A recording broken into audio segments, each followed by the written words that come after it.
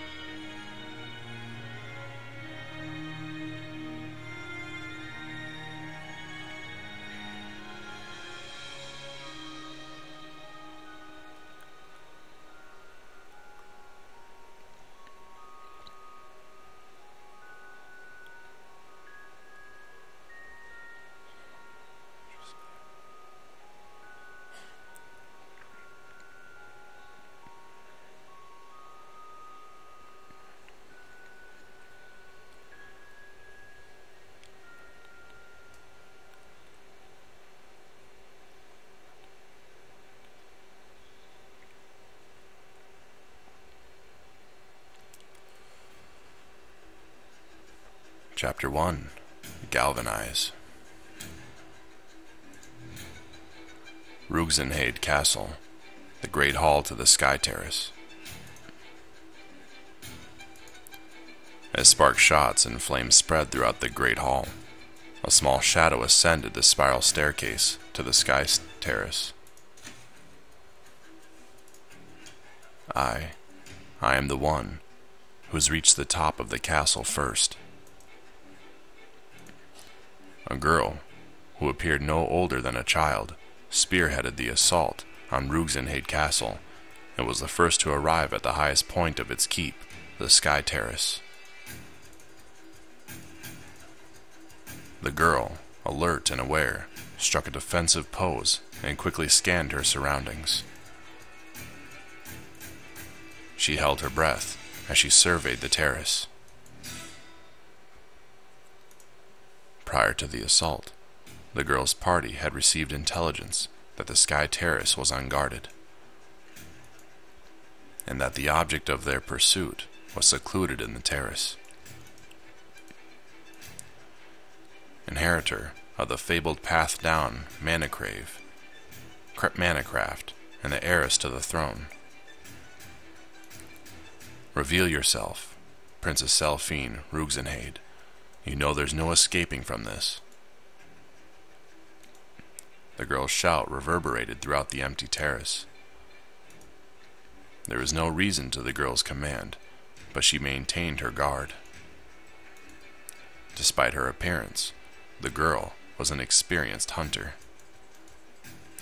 She moved towards the center of the Sky Terrace, her short stature producing silent steps, precise and without waste. She has to be here, somewhere. With nothing in sight, the girl began to question the credibility of their intel. Doubt overtook her, and she put her hand to her right ear and spoke aloud. "Hey, Cian, can you hear me? If you can hear me, respond." I guess she's still preoccupied. Our intel was wrong. The target's not here. Nobody's here. The girl relaxed her guard and took a long, deep breath. The girl proceeded further into the sky terrace, towards the balcony. There was a solid wood dining table at the center of the balcony, which overlooked the castle town below. A beautiful embroidery was draped over the table. There were several large dining chairs pushed underneath, each constructed from solid wood and handcrafted with impeccable detail. The table and all its amenities were works of art. Every object, from the dining table to the decorations, strategically placed throughout the sky terrace, screamed of wealth. Perhaps overcome with envy, the girl proceeded to correct a toppled dining chair at the head of the table and nonchalantly plopped herself into the seat. A strange sensation shot through her small frame, a sensation that could only be described as one of grandeur. At the head of the table overlooking the castle town below sat the girl, her upbringing a complete contrast to the seat's previous occupants. The absurdity of it delighted her. Tee. Slam. The uncouth commoner placed her boots onto the now soiled embroidery covering the table, lounged back in the dining chair, and relaxed her eyes. Whose seat was the girl sitting in? Who could be so fortunate enough to be born into such privilege, to be allowed to seat so grand? These trivial thoughts bounced around the girl's mind. Kee-hee-hee. The owner of the chair was of little significance, because they had since abandoned the chair, fleeing in fear for their life as the castle came under siege. Royalty. If I could eat on a table like this every day, I'd feel right and royal too. The girl peered down onto the castle town from the balcony and saw the streets engulfed in flames. Beautiful. The town's just glowing. After her sarcastic soliloquy, the girl noticed something as she left her seat.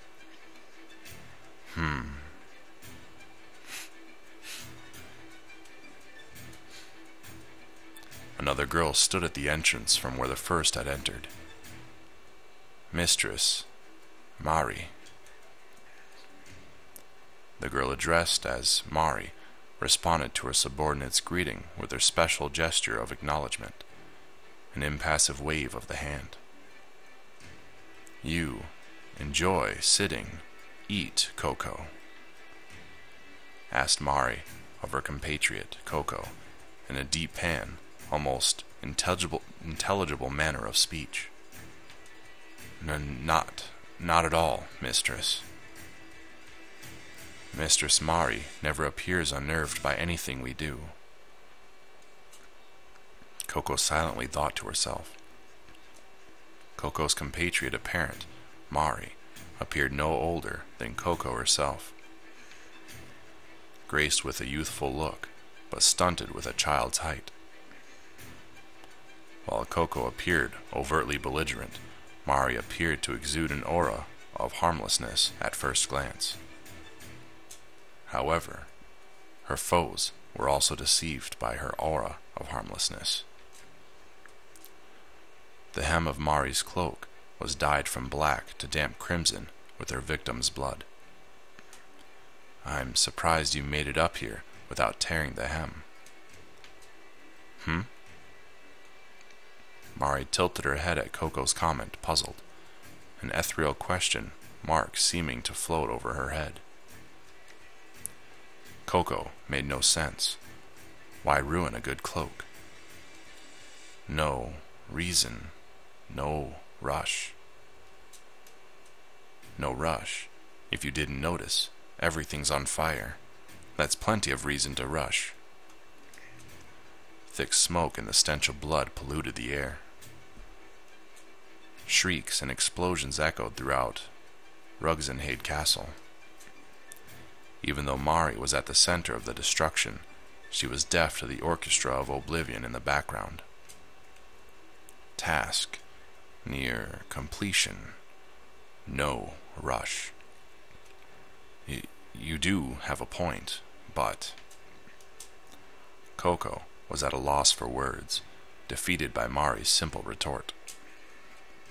Target. Where? Oh right, the target.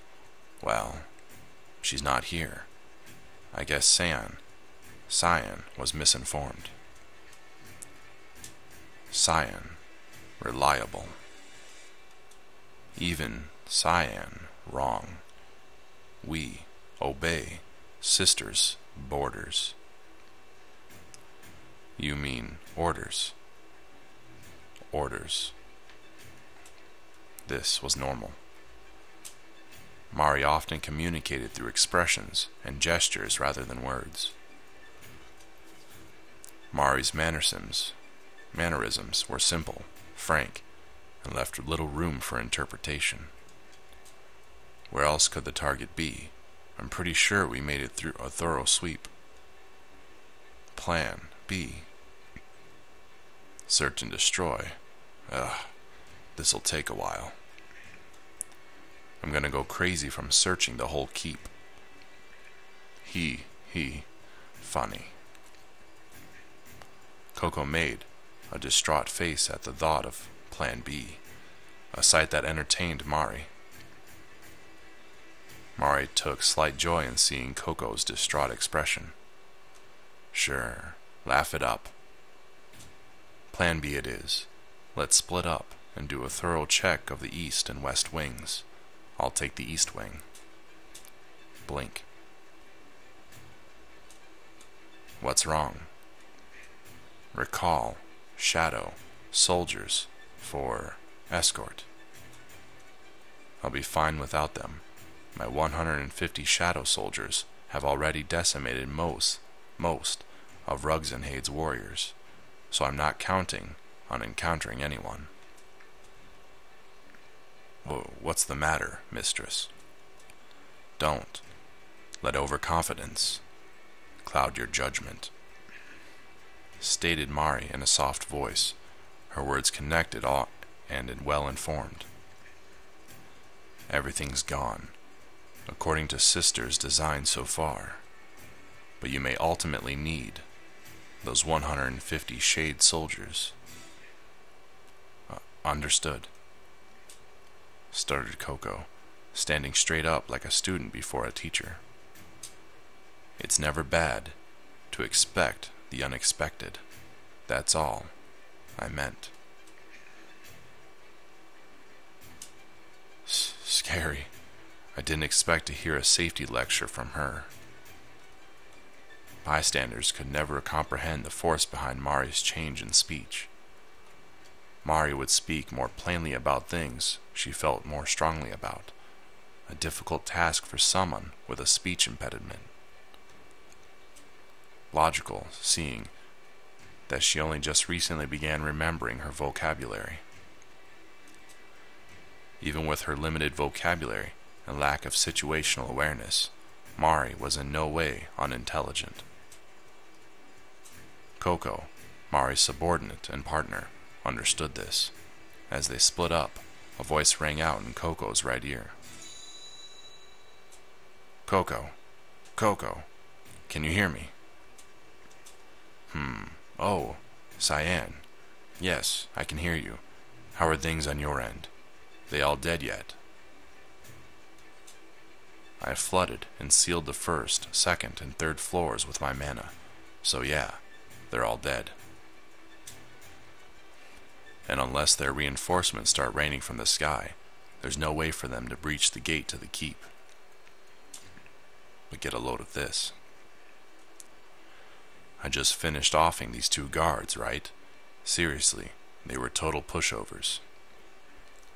I think I'd get more of a thrill from killing these snoozers in my sleep. Says the person who volunteered to guard the rear. If you wanted action, you should have taken the lead. So, how are things going on your end? Fine. Change the topic.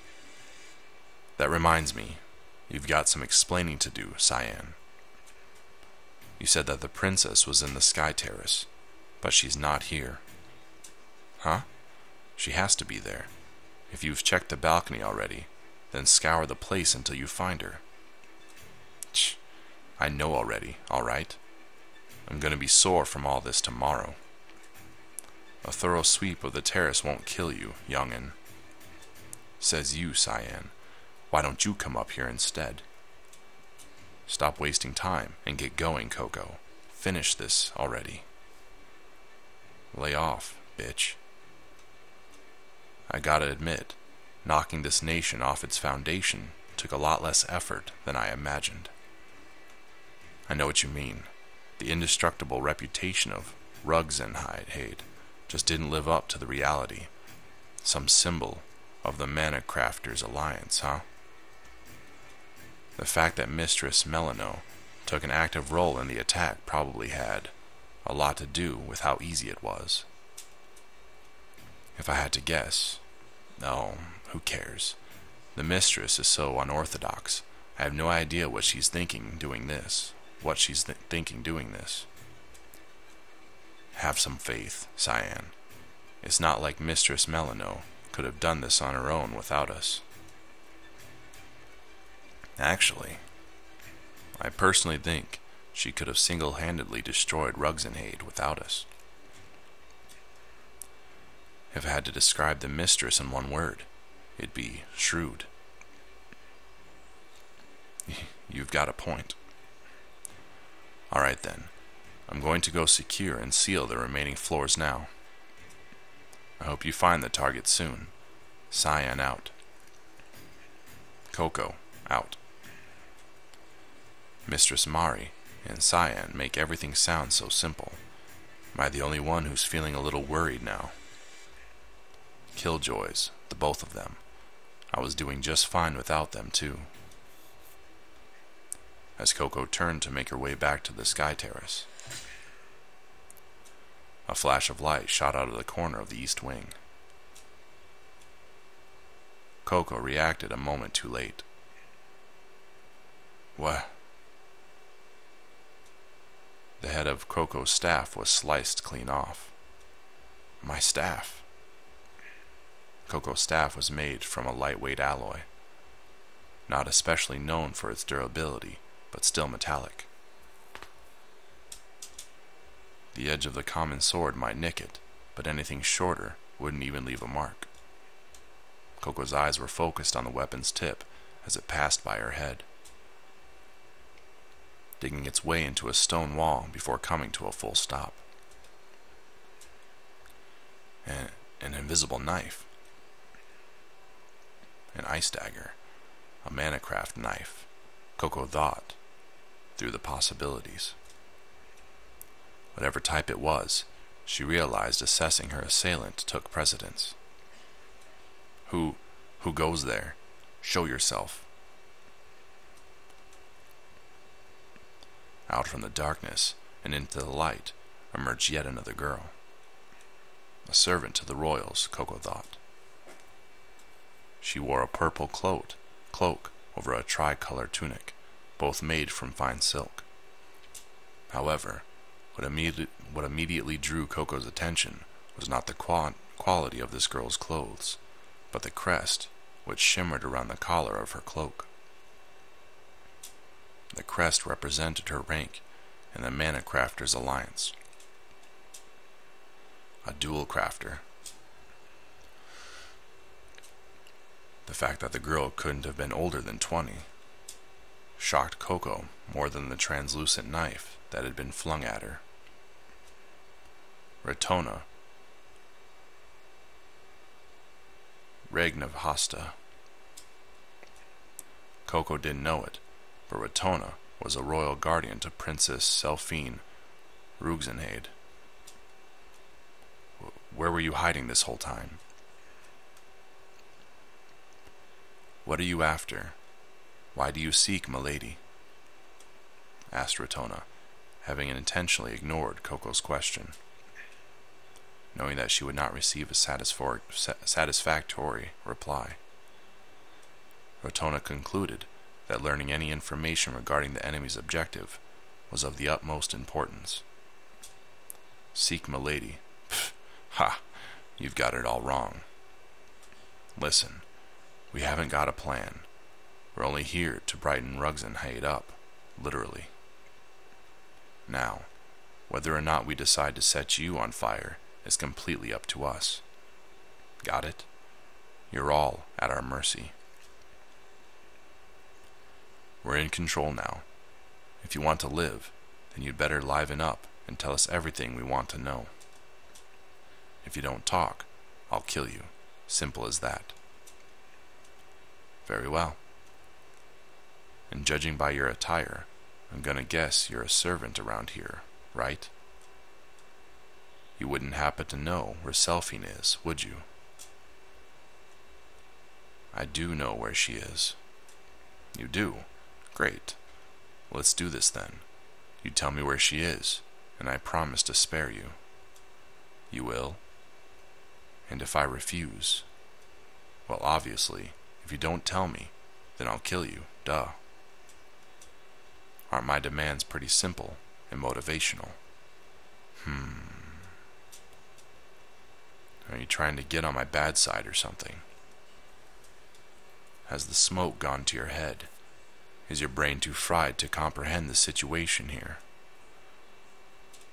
I'm starting to lose my patience with you.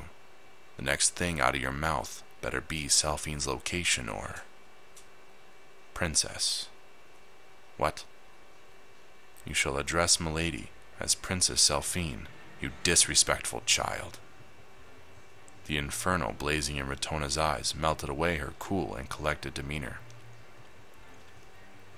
I do not know what it is you seek to gain from committing regicide, but you shall submit yourself before common courtesy and address the Princess of Rugzenhade by her proper title. Your utter disregard for milady's official title is evidence enough of your lack of morality. Huh? The time for talk is over. Duel me. That is the only way you imbeciles know how to conduct yourselves. You will learn common courtesy after I've thoroughly disciplined you. Didn't you hear a single word I said? You think you can duel me? You think you can beat me? Are you out of your mind? Who cares if you're a dual crafter? You can't beat me. Your stupid mana crafter rank in the Alliance doesn't mean a damn thing where I'm from. On guard.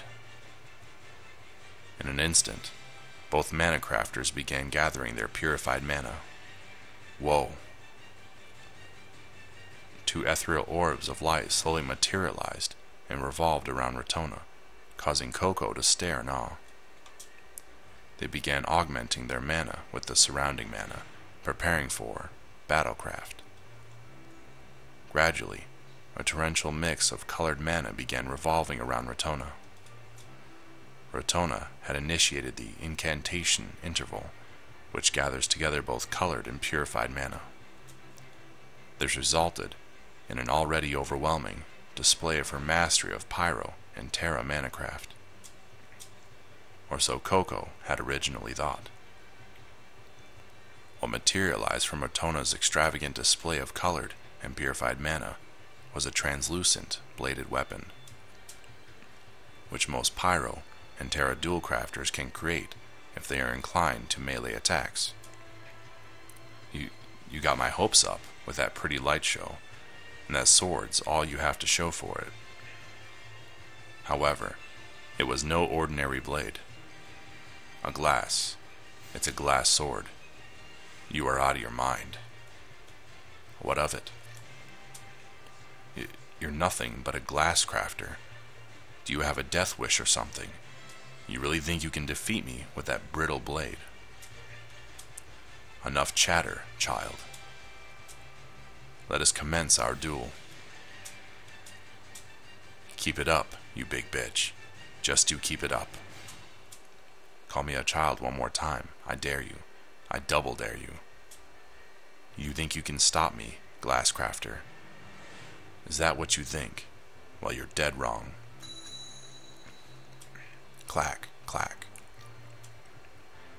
As Coco concluded her declaration, she slammed the tip of her staff twice into the ground, causing a glowing triangle to emerge at the base of Ratona's feet. She's casting a ranged mana craft instead of engaging me in melee combat. I'll make your passing as painful as possible. Arise.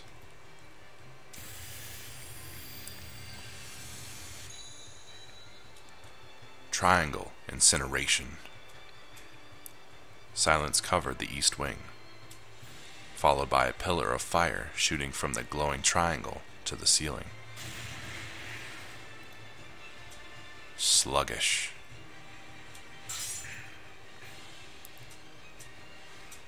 Ratona escaped the trap, landing squarely behind Coco while running the tip of her sword along her back.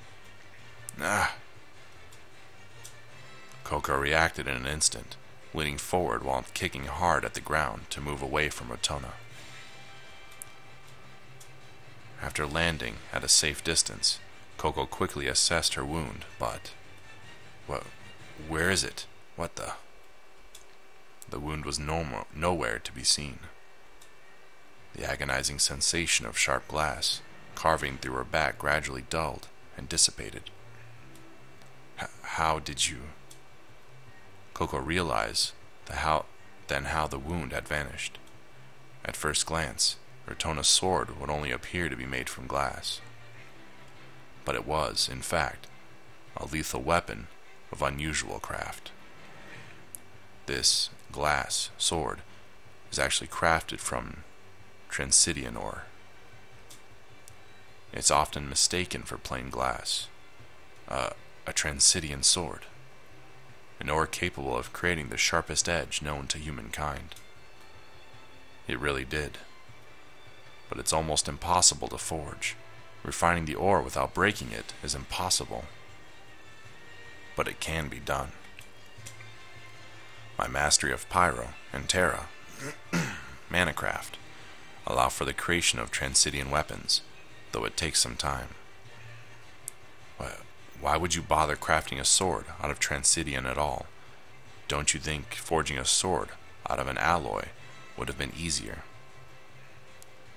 What difference does the material make, so long as the resulting edged weapon serves its purpose? That's your reasoning for crafting some weird double-edged weapon. In fact, why are you even dueling me with a sword? It makes no sense. You're a little slow on the uptake, aren't you? My battlecraft forte is in melee combat. Ratona leaped in an instant. Coco knew she would be outmatched in melee combat, so she tried to gain distance over Ratona. Arise, my shadow soldiers. Coco slammed the tip of her staff into the ground once more. The shadow from the staff stretched to the nearest wall, from whence shadowy warriors began to emerge. Coco summoned forth 4 of her shadow soldiers. They quickly surrounded and trapped Ratona, leaving her no room to escape. This girl can summon shadow soldiers. The very same ones that attacked our castle. Be careful. She's a slippery one. Cut her down before she uses that sword on you. And make sure she doesn't come anywhere near me. Coco raised her staff again, spreading a glowing wave of mana into the air. The glowing halo of mana wafted towards the encircled the 4 shadow soldiers. May my wisdom of pyro and terracraft unbreakable chains. Slam. Coco's staff made contact with the ground once more, and the halo of mana materialized into a steel chain. How can she create and manipulate that chain from a distance? I need to seal her movements. With a single stroke of her finger, Coco's shadow soldiers attempted to contain and maim Rotona. Regardless of her entrapment, she continued to bob and weave between the countless swings of the shadow soldiers' ethereal longswords. I've got her now. Clink, clink. Coco's steel chain fell over her shadow soldiers, and they used it to bind and trap Rotona. Ha! There's no escape this time. I'm going to enjoy watching you die. Coco and the shadow soldiers closed in on the now chained Rotona, clasping hands to one another in the shape of a pentagram. And then, a rise. Coco's staff and the shadow soldier's black swords simultaneously struck the ground at 5 points. From those 5 points, a glowing pentagram formed on the ground where Rotona stood.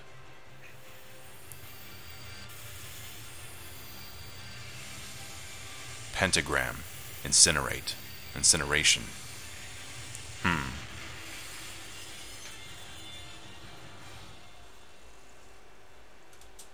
Another pillar shot towards the ceiling in a flash,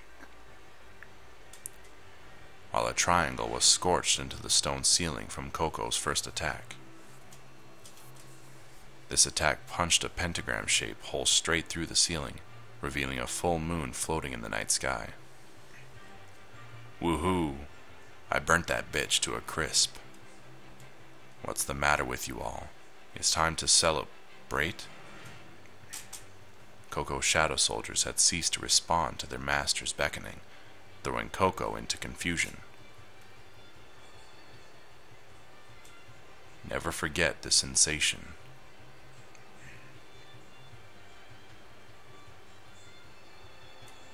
For this sensation surpasses that of steel, spoke a voice as Coco's shadow soldiers dispersed.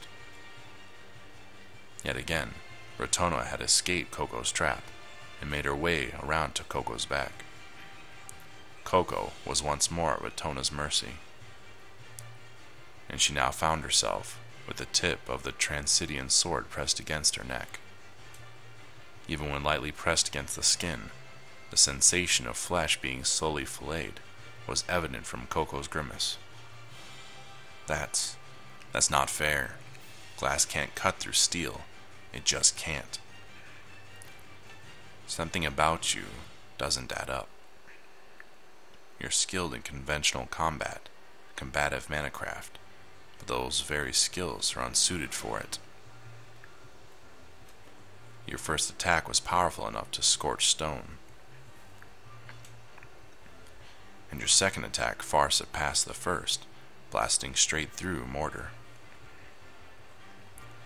But the incantation intervals for both manacrafts was too costly. I could have defeated you easily in the time you took twice. Thus, your ranged manacraft was insufficient in a duel that called for range. I don't need your stupid lecture. Coco clung desperately to her staff, bearing the immense pain of Rotona's Transidian sword against her neck. Why, when I was so close to achieving our objective, did I encounter this bitch? Very well. Your life is in my hands, but I do not wish to spill your blood. I detest using force as a means of resolution, I only desire dialogue to end this needless bloodshed. The pain Coco felt from the sword diminished. Dialogue. Coco reacted to Ratona's ultimatum with disgust. But in an instant, "Ha!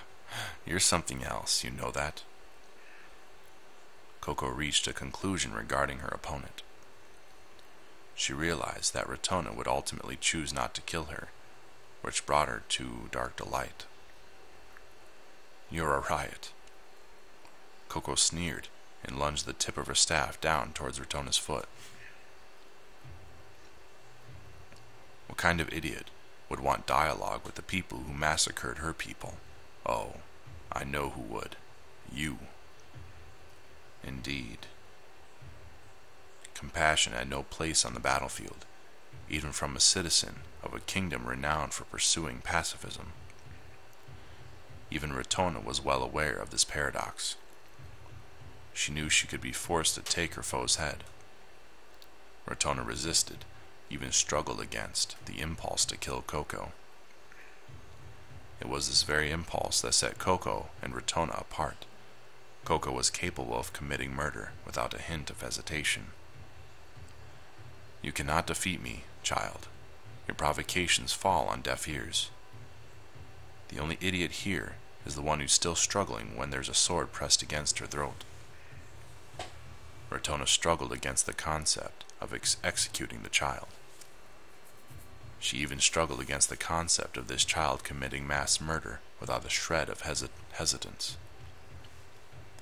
The concept of child soldiers was foreign to Ratona, who didn't know how fortunate she was to be born and raised in a peaceful kingdom. To Coco, Ratona's mercy was a childish ideal to pursue on the battlefield. It was kill or be killed. "It feels like I'm talking to a wall. Your mercy makes no sense to me. Do you know how many of your people I've slaughtered tonight? And you want to settle this peacefully through dialogue? How naive can you be? Is it so wrong to take a life if it means protecting someone you can't live without? Well, is it so wrong? We're not so different, you and I. I know you'd kill to protect your precious princess." Ratona gave no retort. She was apprehensive at the very aspect of agreeing with Coco's creed.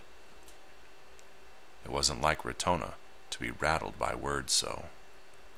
In fact, Ratona was shocked into speechlessness, followed by disquieting silence that befell the chamber.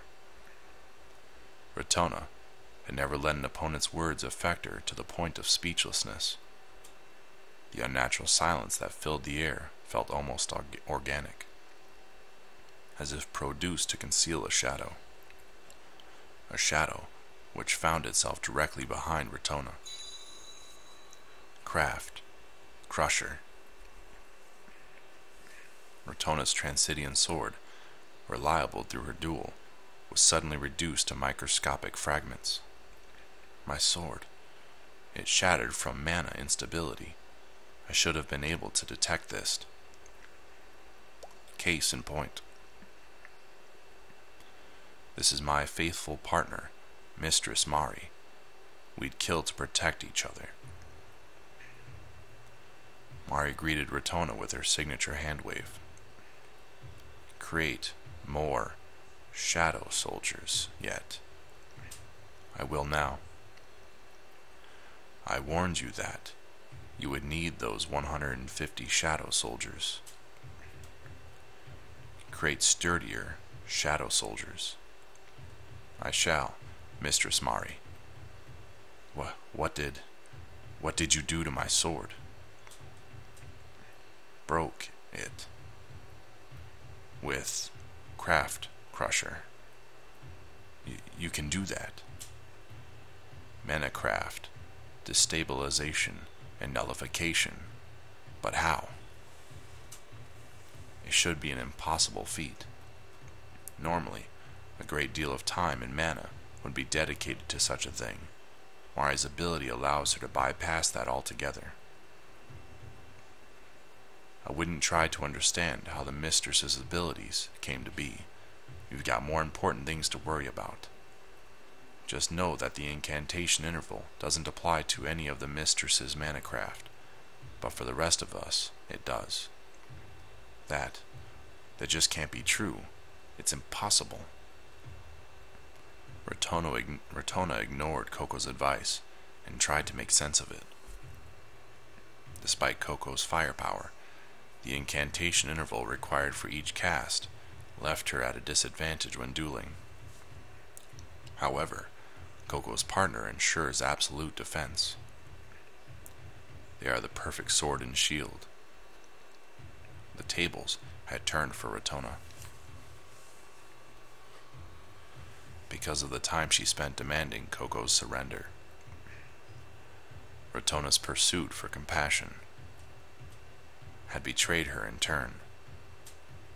Forgive me, milady. Stay low to the ground. Oh, okay. With a wave of Rotona's hand, the hidden glass wall in front of the chamber's gable fractured, then shattered. The sound of glass fragments was all that was audible within the chamber, as light reflected off the glass and illuminated the east wing. Princess Selphine, who had been hidden there the whole time, stepped out from the gable and into the blinding light. It's really Selphine. Coco immediately raised her staff and began casting an offensive mana craft. However, Rotona had already reached Selphine's side by the time Coco raised her staff. Speedy.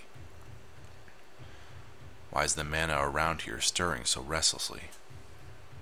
Incantation. Interval. Wait, why is she even bothering to use battlecraft? 1,000 pardons, milady, but please close your eyes just for a brief moment. Wind slowly gathered into a raging vortex, enveloping both Rotona and Selphine. Coco, get away from there now. The east wing was illuminated with blinding bright light once more. It wasn't the Transidian battlecraft she cast before. The light dispersed, revealing everything once again, except for... Mistress, what happened? What? What happened? Where did they go? They vanished into thin air.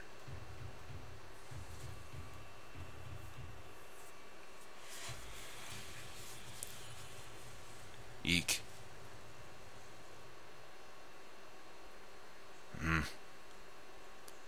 Rotona, where are we? We're in the middle of a forest. This isn't the rendezvous point. You did it, Rotona. Your mana craft really worked. Where are we? Hey, Rotona, where are we? I don't see the castle anywhere. I don't see anyone else either. Where are the townspeople? I don't know, milady. I haven't been able to call anyone through Comcraft since the start of the attack. Somehow, the enemy must have disrupted our link to the Quinn Order. Since they infiltrated the keep, wouldn't that mean the warriors guarding the gates were all... By extension, that would make this the worst possible outcome. Not only have our warriors fallen in battle, our people may also have shared their fate. Don't say that. They weren't seeking the death of the current king, but his daughters, and they even knew where to find her. Those people attacked our kingdom during Father's absence. How could I have let this happen? They attacked the kingdom of Ruxenhade in the absence of King Valar, with the intention of assassinating Selphine. How could they have known about his absence? Only a select few, myself included, were made aware. How did they know to search for Selphine within the vicinity of the Sky Terrace? If they already knew so much, then they may very well have assassinated King Valar. What should we do now, Rotona?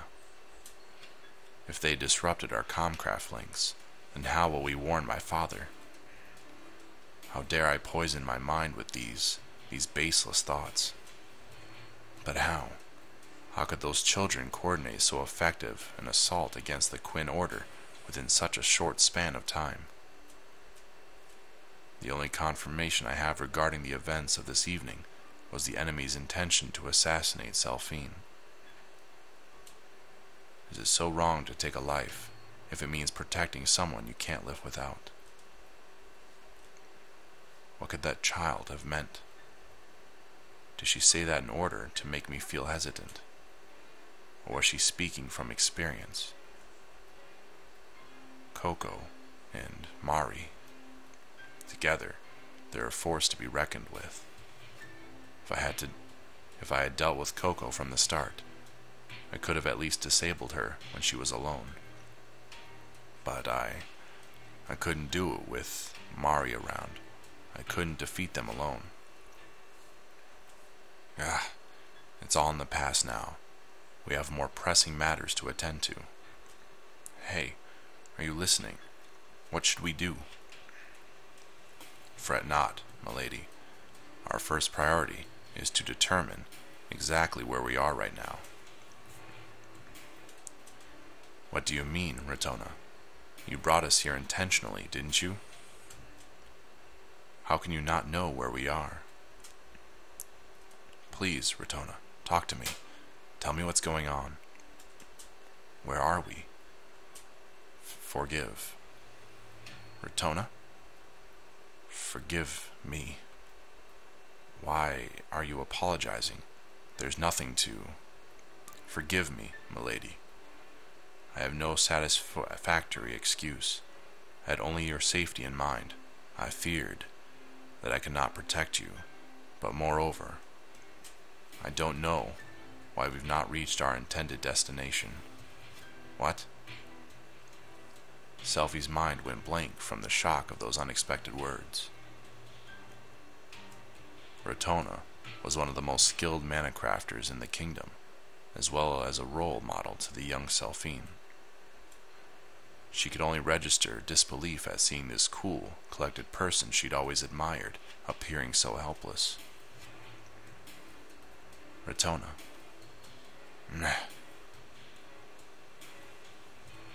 Rotona knew her self-abasement would make Selphine anxious, but she was too ashamed to rise. Selphine was stunned, speechless. Neither spoke, but they had reached a similar, unspoken consensus. They were far from the kingdom of Rugzenhade, and thus the peaceful lives they once led were no more.